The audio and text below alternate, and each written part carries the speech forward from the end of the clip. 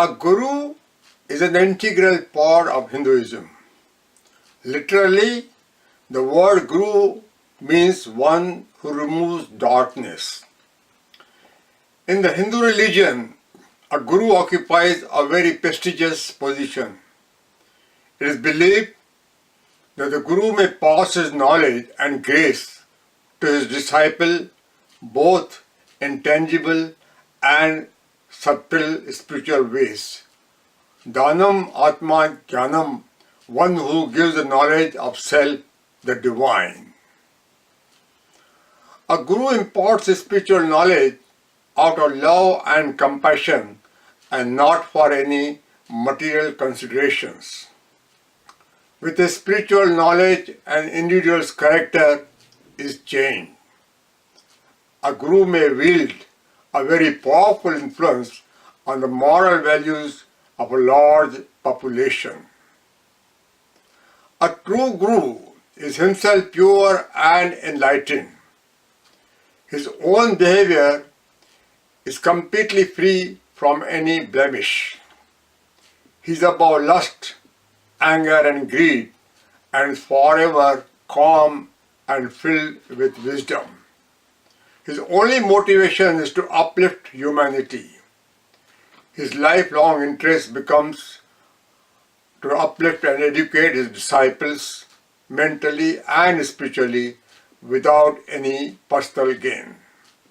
He does not build any expectations in others, including his pupils, and hence he is free from any wrath and ill temper. He becomes the embodiment of cosmic law. Guru teaches how to use the senses and the mind in a spiritual manner and the most practical method, almost as if he were holding his Shishya's hand. Scriptures tell us the true worth of a guru. Guru Vishnu, Guru Brahma, Guru Maheshwara. Thus a guru is elevated to the combined status of all gods.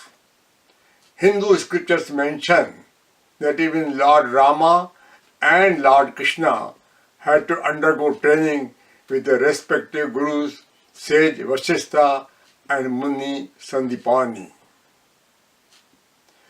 At the same time, however, utmost discretion and vigilance is also advised in walking on this path. In the Bhagavad Gita, the Lord clearly instructs Arjuna that after listening to all, he must make his own decision. This indeed is the core point of Hinduism. One's own solitude, judgment, and free will are considered the most important. In the end, we may awaken our own guru, the divine within. In the scriptures, this is often called the Sadguru or the true guru. This is the final destination.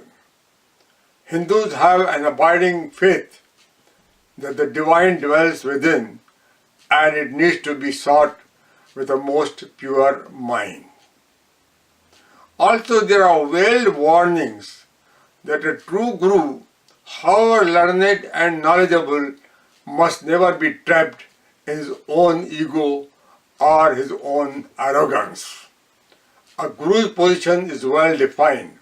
His limits are clearly marked. As long as he is in the human body, his human weaknesses and vulnerabilities are a part of him.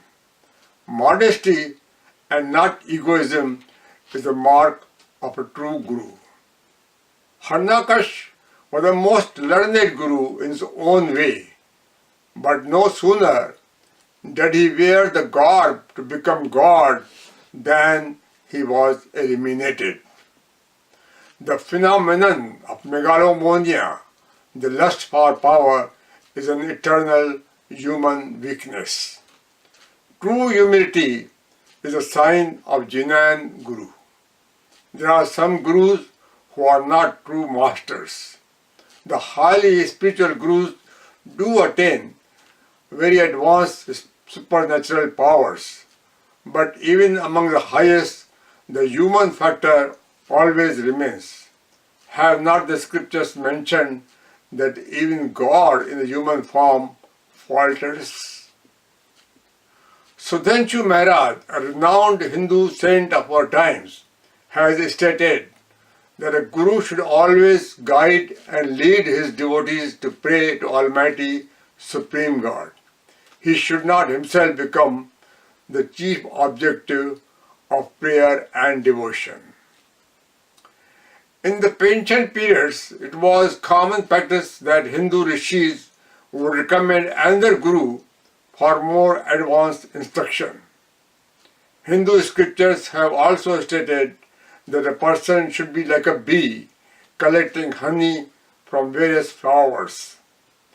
In the Srimad Bhagavatam, there is mention of Sri Dattatreya, who had 24 gurus. The pupil or the shishya too has certain requirements.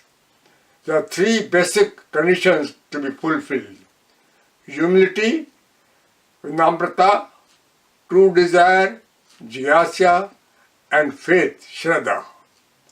The disciple needs to have faith, but not blind faith. He too must not be so cynical as to find faults all the time. He ought to be a jnanam seeker of truth and knowledge with an open mind and humility. In the Hindu spiritual system, a guru is considered indispensable. Hindu scriptures consider a mother to be the first guru, Matravan, until the child is 6 years old. The father would be the next guru, Pitravan, until the child is 9 years of age. Thus, parents have been endowed with the highest honor as well as the responsibility of child care. Traditionally, every family ought to have a family guru, Kula Guru, who is knowledgeable about the flow and movement of the clan in all respects. A guru is a spiritual guide, but the main responsibility also lies with the pupil to learn as well as assimilate the knowledge. Sri Tapavan Maharaj said, to the worthy aspirant, the great spiritual guides impart instructions on the knowledge of truth, but it is the spiritual disciples themselves to follow those instructions and acquire the divine qualities by strenuous effort. Hindu scriptures have also laid great importance to the holy company, the Satsanga. Indeed, if we leave the holy, we may become involved with the unholy. Man is a social animal. He simply cannot do without some association and fellowship. Hindu sages have repeatedly underscored the value of satsang, the holy company. Man is prompted to attend religious congregations and assemblies where people talk and think of only pious and spiritual matters. They sing songs in glory of the God, Gungan, and thus purify their minds and gradually transform themselves towards a divine way of living. Sri Ramakatha's advice is pertinent. Don't accept any guru as your own guru until you examine him or her both by day and night for days together. Then, if you find her or she can stand all these tests and is really pure, you can accept that person as your guru. The concept of guru is rather unique to Hinduism. Literally, the word guru means one who removes darkness of ignorance. Thus, a guru first learns and transforms himself.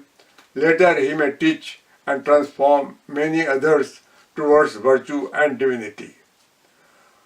Although it has been mentioned that a guru is an indispensable requirement, even God incarnates like Lord Rama and Lord Krishna were instructed by their respective gurus.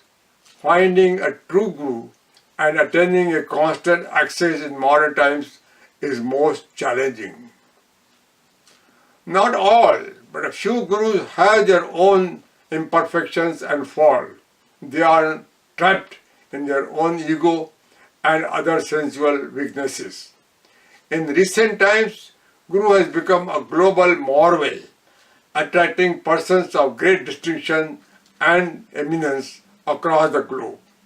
The Guru occasionally becomes a part of their high color and status, allowing simplicity and austerity to take a back seat.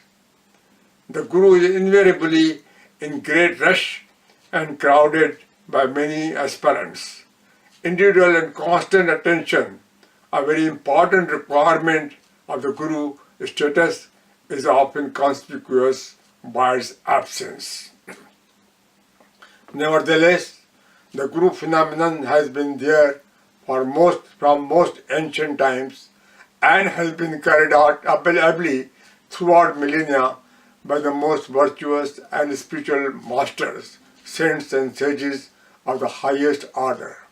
Like any other drawbacks of the society, this one too shall find its own worthy solution in good time.